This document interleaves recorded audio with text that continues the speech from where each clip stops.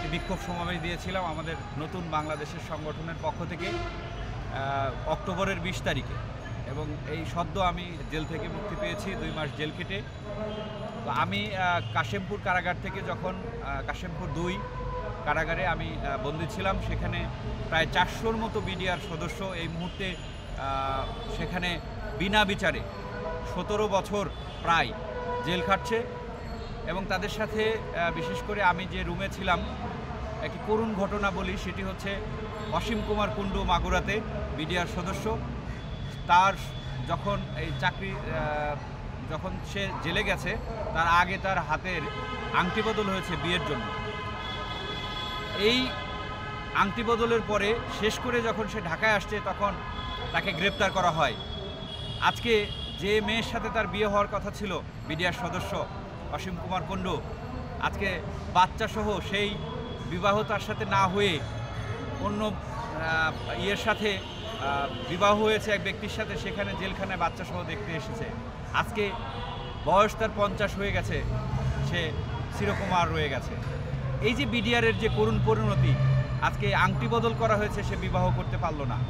আজকে তার মতো অসীম কুমার কুণ্ডুর মতো আজকে অনেকগুলো ব্যক্তির সাথে যখন আমি প্রতিদিন সকালবেলা হাঁটতে বেরোতাম, সকালে মর্নিং ওয়াক করতে বেরোতাম, যখন তাদের কথাগুলো শুনতাম, আমার কাছে মনে হতো যে আমি যে আজকে দ্রব্যমূল্যের উপরে কর্মসূচি দিয়ে জেলখানায় এসেছি, আজকে আমি তো মাত্র কয়েকদিন জেলখানায় এসেছি, আমার কাছে কিভাবে এই জেলখানার কষ্ট মনে হয়। আজকে তারা 16 বছর, 17 বছর, কেউ 15 বছর জেলখানায় আছে, তাদের কিভাবে আজকে এত বছর কেটে গেল।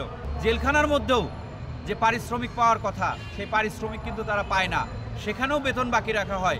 আজকে এই 16-17 বছর ধরে তাদের বেতন নাই, তাদের ভাতা নাই, তারা শুধু জেলখানার যে ভাত, আমি তো নিজে সেখানে দেখে আসছি, সেই ভাতগুলো খাওয়া যায় না, তার ভিতরে পোকা থাকে, তার ভিতরে বালুর বড় বড় কণা থাকে, অর্থাৎ যেটাকে আমরা বাংলায় বলি ঝিল। আজকে যে সবজি দেওয়া হয়, সেই সবজিও ঠিকমতো খাওয়া যায় না, সেই সবজিগুলো ভাতগুলো খেয়ে তারা আজকে 16-17 বছর। আসলে আমরা কি সেই আদিম যুগে বাস করছি, নাকি সেই আফ্রিকার যে বর্বর জেল সেখানে বসবাস করছি?